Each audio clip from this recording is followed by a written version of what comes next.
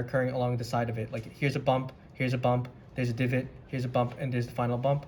And then you're missing out on all this extra information on the inside. Like how deep is this actually going?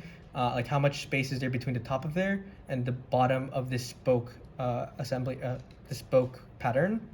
As well as if I only showed you the front, the diameters of the holes for the axles will be slightly different. On the outside, it's for a screw that kind of like screws the thing together so it doesn't fall apart.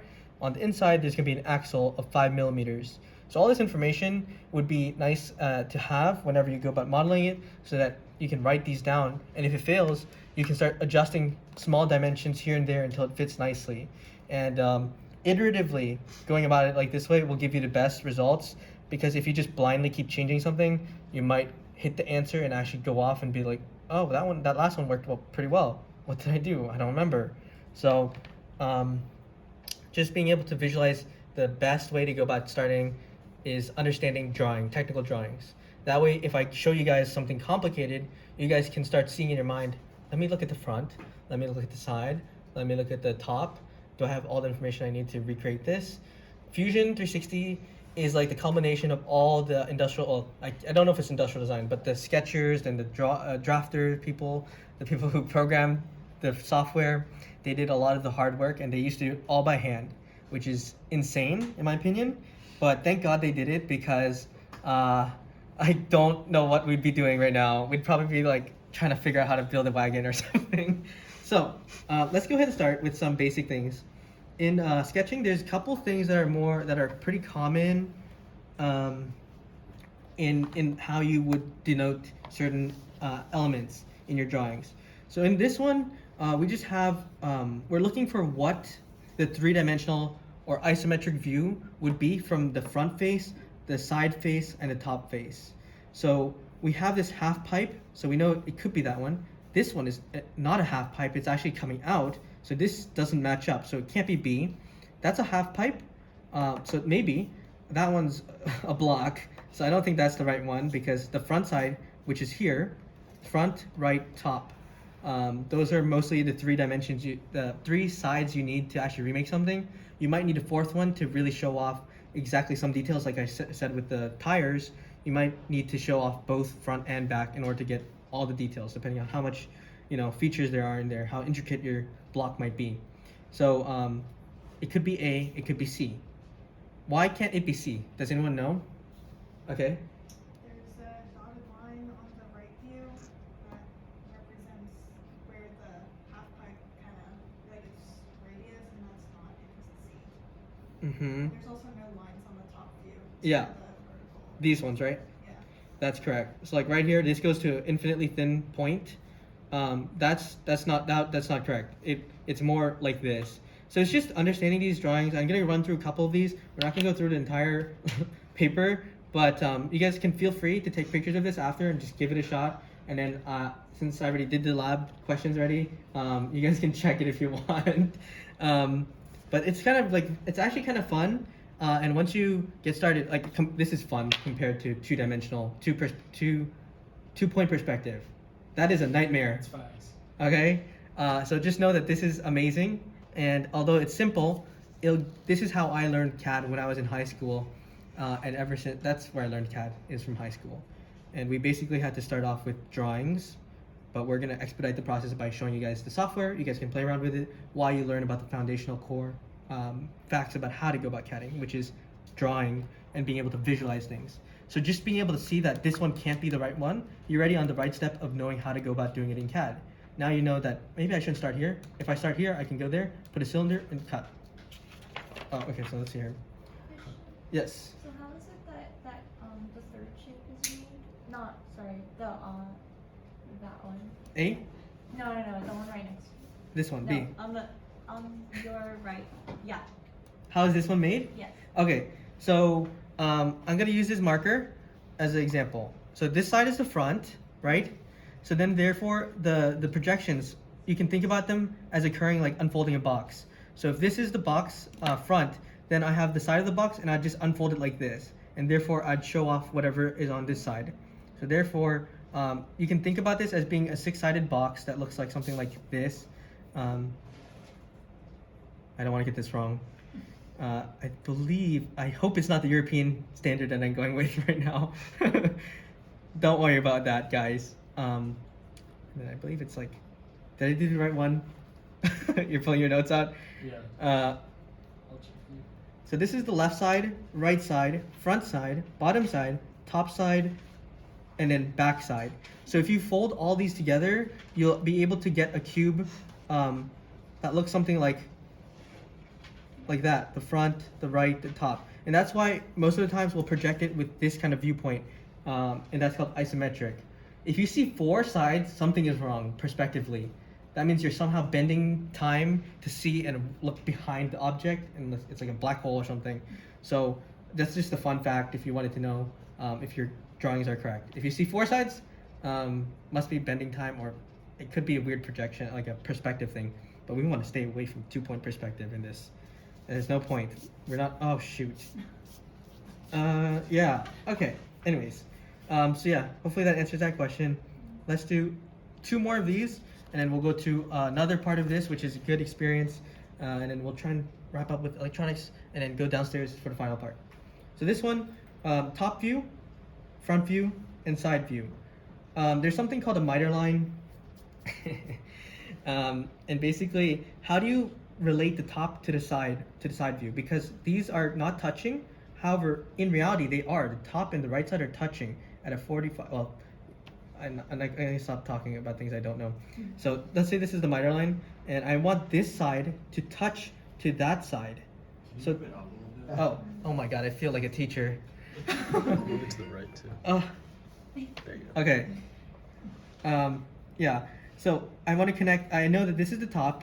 It's like this point here on the top part.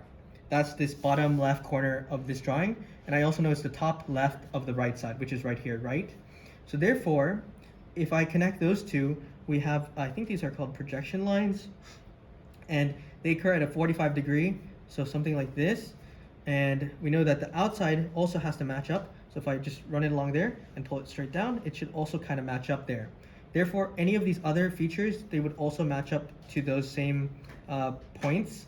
Any surfaces that don't have a cut in them should stay one piece or one profile edge.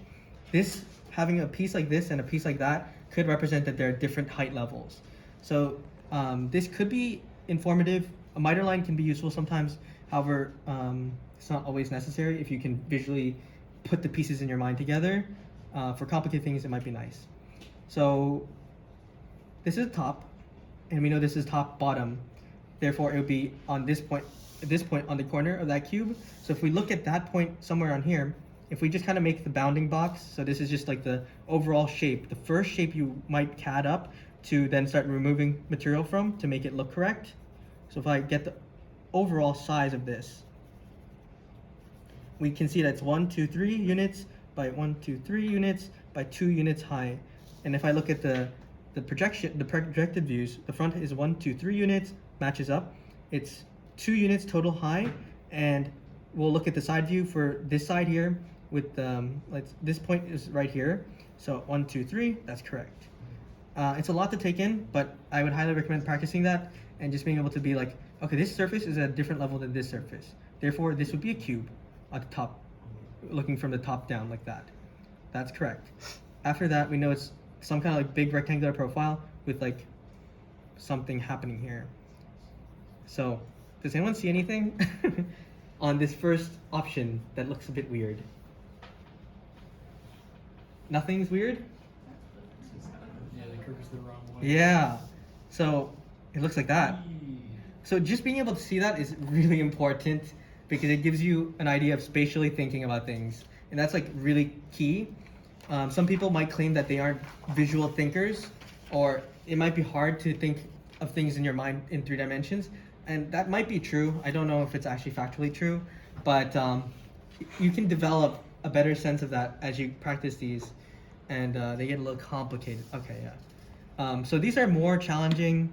I kind of don't want to do them right now, but you guys are welcome to, and I'll post, I'll like show you guys my answers later on the resources if you'd like to practice. I just want to see the ones that are, so these are the kind of blocks that I had to practice in high school. They were very challenging. They look simple because they're just blocks. However, they can hide a lot of information because of the orientation they can be in. If you just look at the front, it might just look like a line with like a little jut here. So actually, that's the question here. Like, what would that look like? It'd be a line straight down, like a rectangular like line with one dot at the same level as the first level. And then also we might have a dotted line here to say that although we can't see it, we can look at the X-ray view of it, like kind of get an X-ray and see that there is a little feature back here that is hidden. So we show that with a hidden line, which is usually denoted by a dotted line. This one is not correct because when we're looking at it from this direction, it's not being obscured by another piece like this. If there was something here and this was all one continuous like shading, therefore, if it was one continuous shading, then there would be almost like no actual visible like gaps here along there. Like there would be no actual like lines, and these are called normal lines, and then those are called hidden lines. They just help give you more information so that when you look at it, you're like, okay, that line corresponds to that divot. And a better, I guess, more intuitive one would be the first one. Is like, what does that mean? Well, if you just draw across, all these things connect across like that, so that you can visually check that they make sense together. And that means that this line here represents the bottom apex of that parabola thingy, or that circle. So it just kind of gets you, if you only had this information, you might know it's like a rectangle, but something else is happening on here. So then you'd start looking at the other ones, be like, oh, there's like this part missing. So, yeah. Okay. Let's see what else. So in this example, it's like taking these and recreating the 3 perspective views of it. I guess I'll do one. I'm just trying to see like what else is. This is a hard one. Oh wait, yeah, it's optional for a reason. Okay, so let's do this one, and then I think we can transition to the electronics. So let's do hard one. Okay. I'm not good at drawing, so let's try our best. So I'm gonna first start off with getting the overall shape. So I know it's a rectangle here that's 2 units on the front. So if I just start here, 1 unit, 2 units, I know that's 2, and from here I know it's probably 2 units up. Yeah, so it's 1, 2. So I can go 2 up here. And although it's not the right shape, I'm just getting the shape, the size of it correct first. And this is 1, 2, 3. So that's on the side. This is the front, and that's the top. So the side view, there's this like line here that's saying that this is a slant. So if there's anything that's changing the actual angle or the depth of the information, then we represent it with an edge saying at this point there's something happening. So that you might want to look at a different perspective to get all the information you need. So I'm just going to go to the right, and I'm going to go up with the maximum size that the boxes can be, because they have to match up, because the cube has to fold back together. So the top side, it would be 2 across by 3. 1, 2, 3. So it'd be 2 across by 3 units up. Oh, rip, I just realized you guys aren't gonna be able to do this one, but it's okay because I'm writing on it. Anyways, so I know this one's gonna be 2 units because it has to match that side. It's this side, and the edge is right here. That edge we just drew here is this edge, and I know it's gonna encompass this region here. So that's 1, 2, 3, and I want to make this 1, 2, 3.